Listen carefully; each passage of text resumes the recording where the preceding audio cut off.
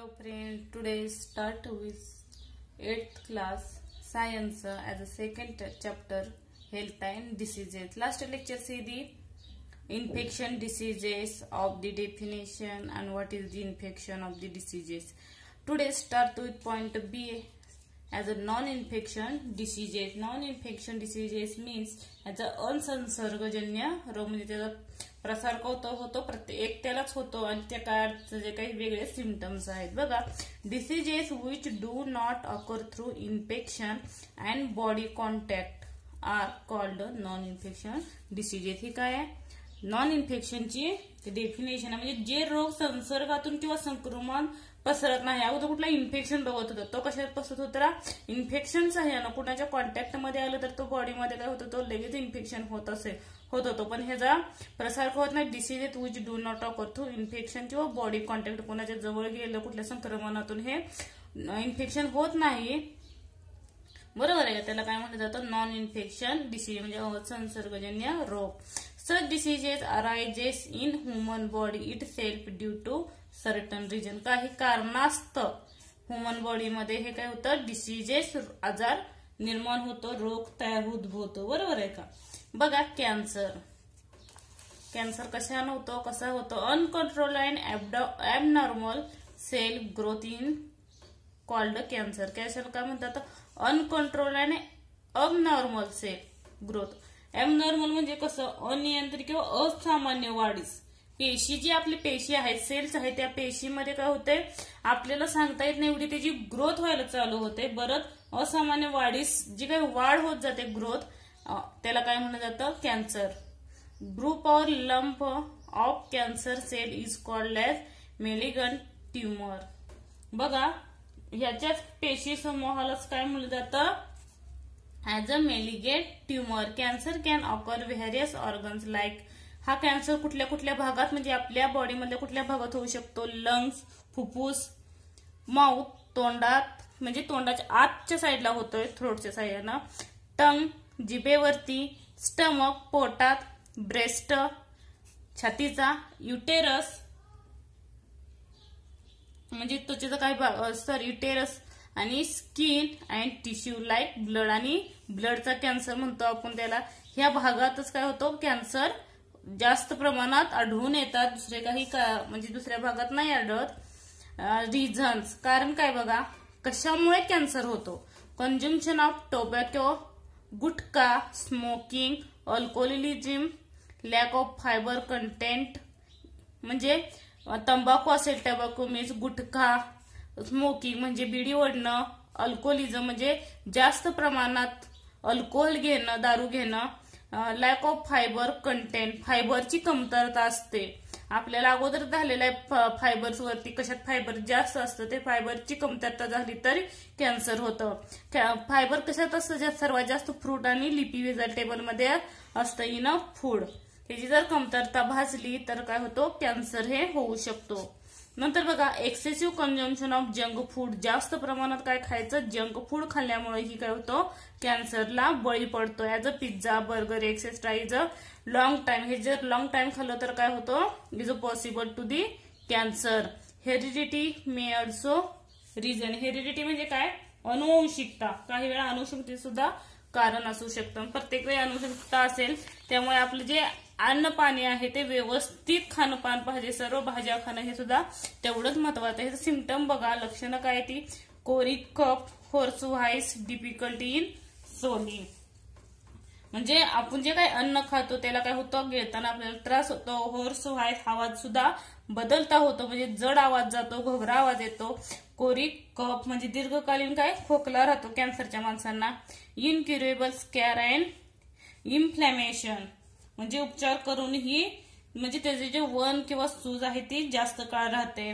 नंतर lump in breast म्हणजे स्तनामध्ये काय होते? गाठी निर्माण होतात.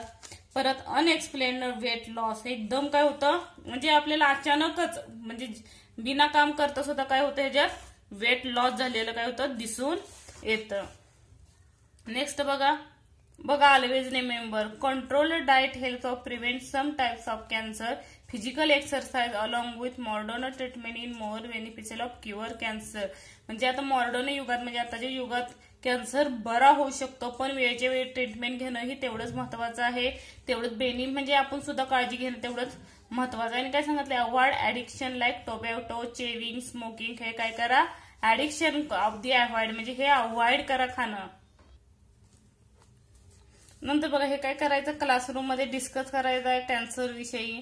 Do you remember person drinking of sugar free T, avoiding consumption of sweet. म्हणजे विना साखरेचे चहा घेणारे अथवा गोड पदार्थाचे सेवन टाळण्यासाठी व्यक्ती तुम्हाला माहिती आहेत का. म्हणजे काही असे आपण आज बघतो बरेचशा माणसं आहेत, बर्फी वगैरे दिली की टाळतात, जिलेबीचा सारखा गोड पदार्थ दिला, चहा दिला, कॉफी दिली तर काय करतात, ते अवॉइड करतात. What may be possible reason for this. ह्याच्या मागचं काय कारण असेल, बिकॉज ऑफ डायबिटीज. काय कारण असेल, डायबिटीज मुळे हे काय पदार्थ आपल्याला खाता येत नाही, त्यामुळे ते काय करतात, त्या स्वीट पदार्थाला अवॉइड करतात. बघा डायबिटीज कसा होतो, त्याचे सिम्पटम्स काय सर्व आहे बघा, नीट फक्त लक्ष देऊन ऐका, स्कोल न करता, म्हणजे जास्तही करू नका. बघा नंतर, the hormones insulin produce the pancreas control the level of sugar glucose in blood. म्हणजे काय आपल्या जो काय हार्मोन्स आहे ते इन्सुलिन नावाचे काय संप्रेरक आहे, तो रक्तातील ग्लुकोज शर्करा जे काही आपल्या बॉडीमध्ये आहे, ग्लुकोज असेल, शुगर जे काही लेवल आहे ते कंट्रोल करण्याचं काम कोण करतं, इन्सुलिन करत असतं. ते insulin is a secreted is a low quantity. आणि हे काय झालं, लो क्वांटिटी मध्ये झालं तर glucose level cannot be control. त्याच्यामुळे ग्लुकोजची लेवल सुद्धा कंट्रोलमध्ये येत नाही, ती अनकंट्रोल्ड होते. आणि this disorder is called as diabetes. This disorder झाल्यामुळे ग्लुकोजचे जे प्रमाण आहे, इन्सुलिन कमी झालं, ग्लुकोजची लेवल सुद्धा काय होते, अनकंट्रोल होते, आणि त्याच्यामुळे डिसऑर्डर म्हणून डायबिटीज हा आजार निर्माण होतोय. याचे सिम्पटम्स बघा काय आहेत, symptoms which cannot be ignore. हे जे सिम्पटम इग्नोर करू नका कधीच, कारण हे जीवावर सुद्धा बेतू शकतं काही वेळेला. बघा, फ्रिक्वेंट युरिनेशन ऍट नाईट. नाईटला काय होतं, युरिनेशन जास्त होतं. युरिनेशन म्हणजे काय, लघवी जास्त प्रमाणात होत असते रात्रीच्याला, संध्याकाळी सारखं उठणं, लघवीला जाणं as a not to good thing. Increased obesity और वेट लॉस. इंक्रीज्ड ओबॅसिटी म्हणजे काय, वजन वाढणं किंवा कमी होणं. अचानकच एकदम वजन वाढलं जातं, एकदम 5 ते 10 किलोने, आणि किंवा एकदम कमी झालेलं दिसून येते. ह्या दोन प्रक्रिया होतात, एकदम तर वाढलं जातं, नसेल तर कमी झालं जातं, दोन्हीपैकी एक क्रिया होत असते.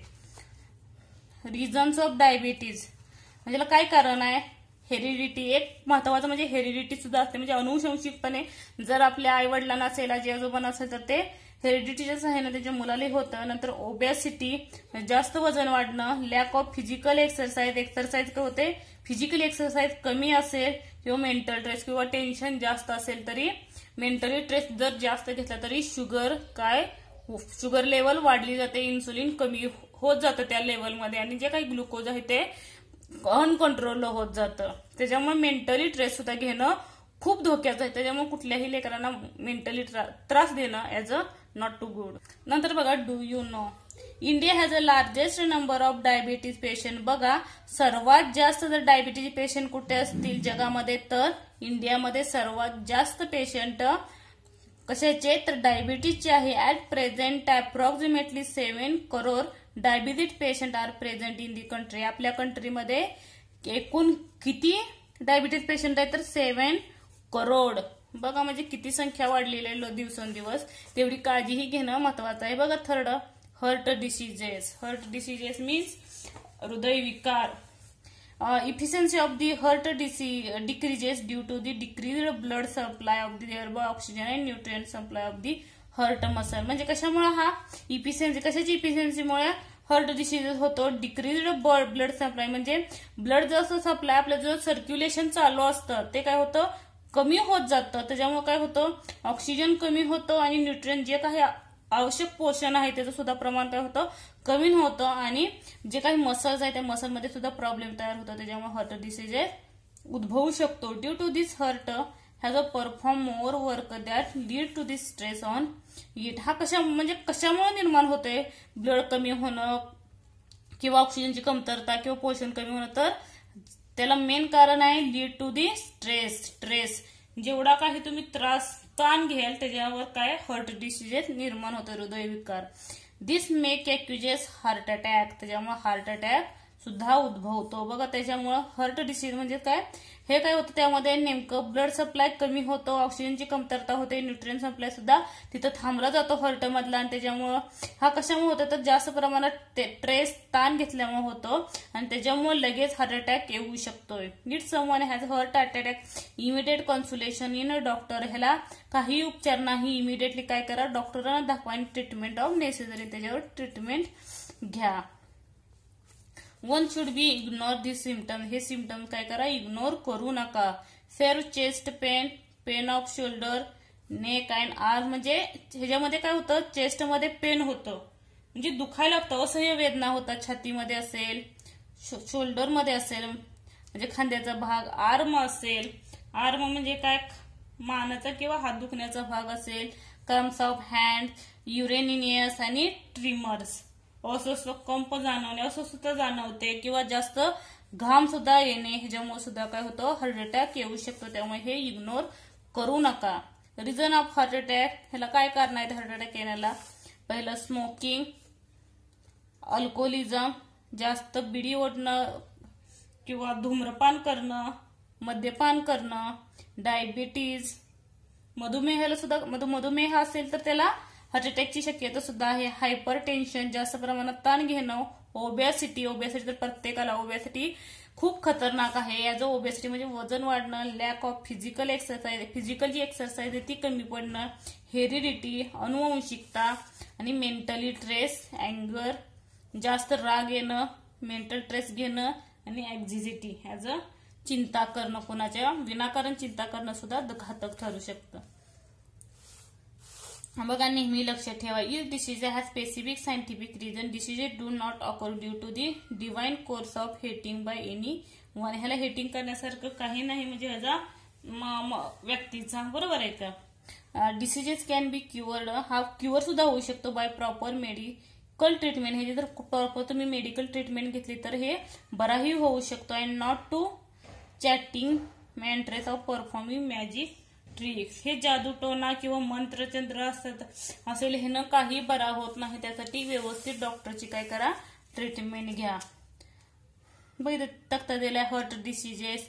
एन्जिओप्लास्टी म्हणजे ह्याच्यावर काय उपाय करू शकतो. एन्जिओप्लास्टी करू शकतो, बायपास सर्जरी करू शकतो, ओपन हार्ट सर्जरी करू शकतो, इन्सलेशन ऑफ पेस मेकर करू शकतो, इन्सलेशन ऑफ म्हणजे स्टेटस टाकणे आणि हार्ट ट्रान्सप्लांट म्हणजे प्रत्यारोपण करू शकतो. बघा next collect information. Have you your seen your grandparents taking the dissociation discuss about with them. म्हणजे तुम्ही कधी तुमच्या आजोबांना असेल किंवा आजी काढा घेताना, आता सध्या सुद्धा जी काही परिस्थिती आहे कोविड-19 त्यात सुद्धा बघा काढा हा शब्द ऐकला जातो ॲज अ डिकॉशन आणि डिस्कस अबाउट दॅन. त्याच्याविषयी काय करा डिस्कस करा. नंतर बघा collect information from your grand parents about the aloe vera, turmeric, ginger, garlic as a medicine. ह्याचा कशासाठी मेडिसिनसाठी यूज केला जातोय. अलोवेराचा कफसाठी म्हणजे खोकल्यासाठी यूज केला जातोय. टर्मरिकचा सुद्धा खोकला असेल बाकी काही थकवा असेल तर टर्मरिकने बरा होतो. जिंजरचाही कफसाठी यूज केला जातोय. गार्लिकचाही कप असेल बाकी काही आजार असेल त्याच्यासाठी यूज केला जातोय. तरीही तुमचे ग्रँड पॅरेंट असतील तर त्यांना विचारू शकता. मिसयूज ऑफ मेडिसिन्स म्हणजे काही वेळेला मिसयूज सुद्धा मेडिसिनचा केला जातो. मिसयूज म्हणजे काय गैरवापर. Sometimes some people take the medicines without precautions. Doctor म्हणजे डॉक्टरचे विदाउट प्रिकॉशनचे काही गोळ्या अंगदुखी म्हणजे कुठलाही आपल्याला पेन होत असेल तर ते पेनसाठी यूज केला जातो. पण is a wrong method. Overdose of medicine may affect of bodies. त्याचा काय होतो ओव्हरडोस होतो कशाचा त्या मेडिसिनचा कशावरती तर आपली जी काही बॉडी आहे शरीरावर त्याचा म्हणजे परिणाम व्हायला चालू होतोय. Example overdose of pain killer. Pain killer जर जास्त प्रमाणात घेतल्या काही दुखते म्हणून may damage nervous system, excretory system, liver. बघा जर तुम्ही पेन किलरच्या जास्त गोळ्या घेतल्या म्हणजे वेदनाशामक ज्या गोळ्या आहेत अंगदुखी म्हणजे डोकं दुखण्यासाठी सतत जर एकच गोळी पेन किलर घेतली तर काय होतं नर्वस सिस्टीम असेल, एक्सेटरी सिस्टीम असेल किंवा लिव्हर असेल, यकृत, उत्सर्जन संस्था किंवा म्हणजे चेतासंस्था जे आहे ते काय होते त्याच्यावरती डॅमेज होतं, खराब होतं. As a overdose of antibiotic may lead to nausea, stomach ache, dysentery, rashes, white patches on tongue etc. आणि अँटीबायोटिक सुद्धा घेतलं जास्त प्रमाणात ओव्हरडोस झाला तर त्याच्या सुद्धा काय होतं, अतिवापराने निसिया होतं. निसिया म्हणजे काय, मळमळ जास्त सारखं होते. परत स्टमक ऍक, पोटदुखी होते. डिसेंट्री, जुलाब लागतं. आणि काय, रॅशेस म्हणजे अंगावर पुरळ येतात. परत व्हाईट पॅचेस म्हणजे पांढरं चट्टे पडतात अंगावरती. हे लक्षण कशामध्ये सुद्धा अँटीबायोटिकचा जर ओव्हरडोस झाला तर. त्यामुळे कोणतीही अँटीबायोटिक विदाउट डॉक्टरची घेत जाऊ नका. नेक्स्ट बघा, poor people do not afford this costly medicine. It there of alternate for this which one. म्हणजे जी काय पुअर पीपल आहेत, गरीब लोक, ते काय हे कॉस्टली जे मेडिसिन आहे ते घेऊ शकतात का? नाही. ते काय करतात, do not afford the costly medicine. जे महाग आहे ते घेणं काय करतात, ते म्हणजे घेऊ शकत नाहीत. काय करतात मग, in the alternative for this which one, म्हणजे काही पर्याय उपलब्ध असतील असा कोणते, म्हणजे त्याच्याला कुठलं उपलब्ध आहे ते काय करतात, ते गरीब लोक, जे पुअर लोक आहेत ते यूज करतात. बघा, जेनेरिक मेडिसिन. जेनेरिक मेडिसिन म्हणजे जेनेरिक मेडिसिनच म्हटलं जातं मराठीत, पण generic medicines are also known as general medicine. म्हणजे हे कुठे असतं, म्हणजे त्याला काय म्हटलं जातं, जेनेरिक मेडिसिनला जनरल मेडिसिन सुद्धा म्हटलं जातं. These are manufacture and distributed without any patent. म्हणजे या औषधाची निर्मिती किंवा वितरण कोणत्याही पेटेंट शिवाय केली जाते. These medicines are are par in quality with branded medicine. ह्याची क्वालिटी कशी असते, ब्रँडेड क्वालिटी सारखीच असते. Production cost of this medicine is very low due to the fewer expense on the research as formula readily available. म्हणजे काय, म्हणजे जे काही जेनेरिक मेडियम आहे ती हाय क्वालिटीचीच असतात, पण ते गरीब लोकांना परवडावं म्हणून जेनेरिक मेडिसिनचा फॉर्म्युला यूज केला जाते, कारण गरीब लोकांनाही ते औषध यूज करता यावं. बघा, use of ICT. You can easily obtain the generic medicine using mobile app. म्हणजे हे जेनेरिक मेडिसिन आहे, तुम्ही सुद्धा काय मोबाईलच्या ऍपद्वारे सुद्धा म्हणजे मागून घेऊ शकता. हेल्थ कार्ट, बरोबर आहे, हेल्थ कार्ट अँड जान समाधान या जे ऍप आहे या ऍपवरून तुम्ही जेनेरिक मेडिसिन मागू शकता. आणि download this app in your mobile and use it necessary. ह्याचा यूज तुम्ही करू शकता. नेक्स्ट बघा, लाईफस्टाईल अँड डिसीजेस. जीवनशैली आणि आजार. बघा, lifestyle included daily routine and their type of food. म्हणजे डेली रुटीन आहे त्याच्यानुसार, दिनचर्यानुसार काय असतोय, आपला आहार असतोय. Nowadays habit like staying in a bed till late morning. आपल्याला घाण सवय काय, आज म्हणजे still of the late morning, उशीर ना उठणं, 8, 9, 10 वाजता उठणं, ही काय बॅड थिंग आजच्या दिवसात बघत होतं. Going it a bed late of the night. आणि बेडकट जाणं म्हणजे रात्री झोपताना सुद्धा काय उशीर झोपायचं, उशीर ना उठायचं. Frequent change in meal timing. जे काही जेवणाचं टाइम आहे ते सुद्धा काय बदललं जातं. Lakh of physical exercise. आणि एक्सरसाइजची सुद्धा म्हणजे लाईफस्टाईलच आपली अशी असते ती एक्सरसाइजची सुद्धा कमतरता भासते. कन्झ्युम्शन ऑफ जंक फूड. आणि जास्त प्रमाणात जंक फूड घेणं एक्सेट्रा. अशा प्रकारे आपण बऱ्याचशा लाईफस्टाईल आपल्या जगत असतात. त्याच्यामुळे काय होतं, हॅव बीन इन्क्रीज्ड. म्हणजे हे वाढलेलं दिसून येते सध्याच्या जर पुण्या मुंबईच्या ग्रामीण भागात. हा असं नाहीये, पण जो काही शहरी भाग आहे त्या शहरी भागात हे वाढलेलं दिसून येतंय. Due to this such people getting sick frequently. म्हणजे त्याच्यामुळं त्यातले जे पीपल आहे ते सिक म्हणजे लगेच आजारी पडलेलं दिसून येतंय. If frequency of become sick is lowered people of follow right lifestyle. म्हणजे कमी लोक आहेत लोअर्ड, ते काय करतात, चांगलं जीवन म्हणजे लाईफस्टाईल त्यांचं राईट पद्धतीने जिंकतात, पण कमी आहे ते लोक फ्रिक्वेन्सली आजारी पडण्याचं प्रमाण. It must include sufficient sleep.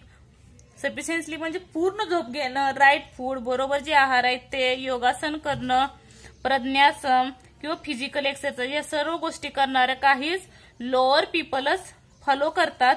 Physical exercise also be as per on capacity. त्याच्या कॅपॅसिटीनुसार, वयोमानानुसार हे असायलाच हवं, बरोबर आहे का?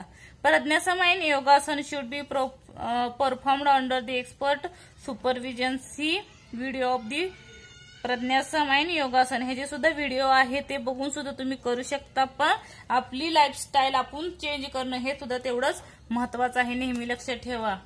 बघा, व्हॅक्सिनेशन, लसीकरण. Vaccination is important to prevent the infection diseases. म्हणजे व्हॅक्सिनेशन हे महत्वाचा घटक आहे कशासाठी? इन्फेक्शन डिसीज म्हणजे कोणतंही इन्फेक्शन टाळण्यासाठी ही लस, व्हॅक्सिनेशन लस टोचणं काय महत्वाचं आहे. Collect the vaccination schedule chart from near by clinic and study. तुमचं जे शेजार जे क्लिनिक आहे नियर बाय, जे काही जवळ क्लिनिक असेल त्या क्लिनिकमध्ये व्हॅक्सिनेशन म्हणजे कुठला आपल्याला लसीकरण करता येईल ह्याचं इन्फेक्शन विरुद्ध ते चेक करत जावा, विचारत जावा आणि त्याच्यावरती स्टडी करण्याचा सुद्धा प्रयत्न करत जावा. नेक्स्ट बघा, डू यू नो, तुम्हाला माहित आहे का? माहिती असणं सुद्धा गरजेचं आहे. Government of India declared of the प्रधानमंत्री जन औषधी योजना. म्हणजे प्रधानमंत्र्यांनी औषधासाठी सुद्धा त्यांनी जन औषधी योजना वापरलेली आहे. 1 जुलै 2015 in the same best quality medicine are made available affordable price of citizen. म्हणजे लाज वाटण्यासारखी गोष्ट आहे की बेस्ट क्वालिटीचे सुद्धा मेडिसिन आपल्याला कमी प्रमाणात म्हणजे दिलेले आहेत, तरी सुद्धा काही लोक काय करतात, त्या योजनेचा गैरवापर करतात. त्याच्यासारखं जागी म्हणजे जास्त प्राइसने ते मेडिसिन विकलं जातं. Is a shameful. Jan Aushadhi stores are launched for this purposes. हे लॉन्च करून सुद्धा ह्याचा वापर लोक करत नाहीत. म्हणजे त्याचा गैरवापर करतात. नेक्स्ट बघा, Indian companies export the generic medicine of large scale. ही सर्वात जास्त जर जेनेरिक मेडिसिन कुठं तयार होतात तर इंडियामध्ये होत असून सुद्धा शेमफुल आहे की ते आपल्याला अवेलेबल होत नाहीत. मोठ्या प्रमाणात इंडियामध्येच असतात. However, those medicine are sold under brand name of high price of India. In America, 80% medicine used in generic. बघा, आपला महाग देत त्यामुळे काय आपला देश गरीब राहिलाय. म्हणजे त्याची प्राइस सुद्धा त्यांनी गरीब लोकांना कमी करून देत नाहीत. पण अमेरिकामध्ये 80% जी लोक आहेत ते काय करतात, जेनेरिक मेडिसिनचा यूज करतात, म्हणजे कमी किमतीत. त्याच्यामुळे त्यांचं काय होतं, due to 100 billions money is saved. त्याच्यामुळे त्यांचे 100 बिलियन्स रुपीज जे आहेत ते काय होतात, वाचले जातात. Let us celebrate health awareness day. म्हणजे हेल्थ अवेअरनेस डे कुठले कुठले सेलिब्रेट करतात? 7 एप्रिल लक्षात ठेवा, world health day. 29 September world heart day. 14 September as a world blood donation day. and 4 September is a World Diabetes Day. Is a celebrate of the world. Thank you. Like my video and subscribe. Don't forget this.